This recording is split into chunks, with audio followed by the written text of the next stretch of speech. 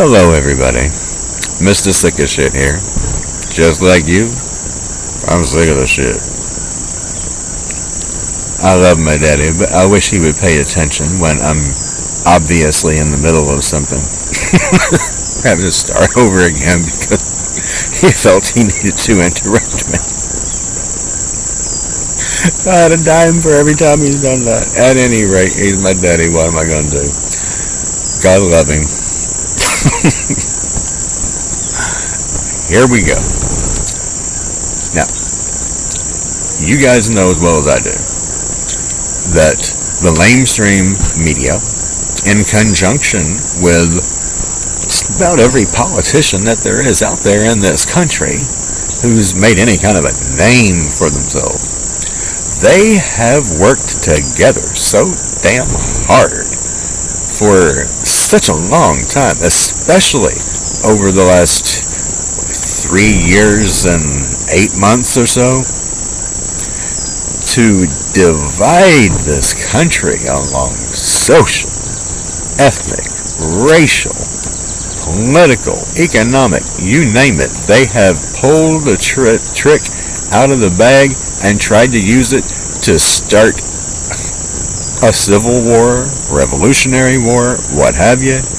They've done everything they could to get us to turn against each other.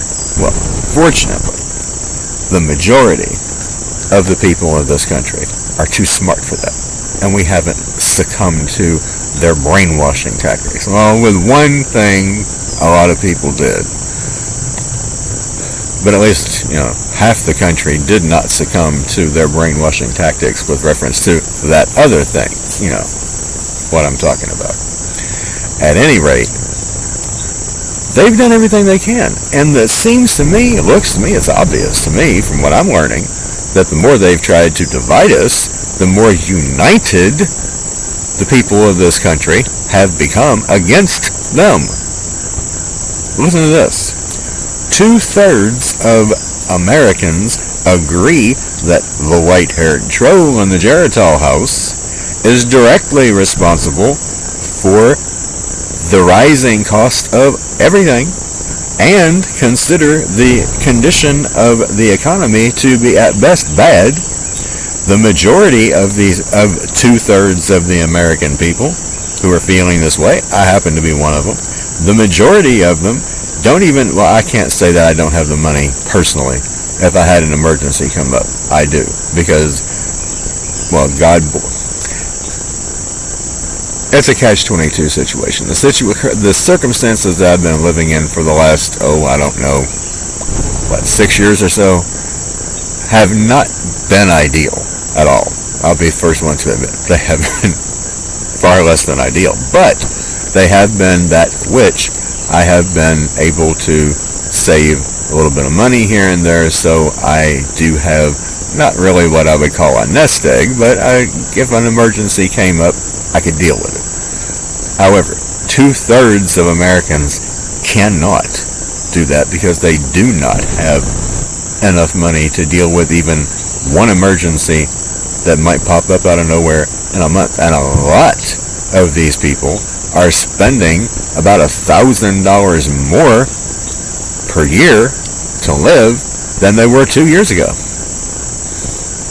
Are you making $1,000 more a year than you were 2 years ago? Probably not, but you're having to try and figure out somehow, some way, how to shell that money out. Not a good thing. And as I have stated in previous videos, I said in, I think, the last one, I plan to do some growing. I do, as much as I can on 5 acres. When springtime rolls around, I had planned to do that this year, but circumstances were not that I could do that. I wanted to, but living away from here was very difficult to get that done. Springtime this coming year, I will be living here, so it'll be easier to get something planted. But is it going to be enough to last until harvest of the coming year? Probably not. I'm just going to have to make do with what I've been able to accumulate before it gets to the point that everything is so expensive you can't afford to buy it anymore. I'm going to have to do what I can. And like I've told you guys, do what you can, the best you can, as much as you can.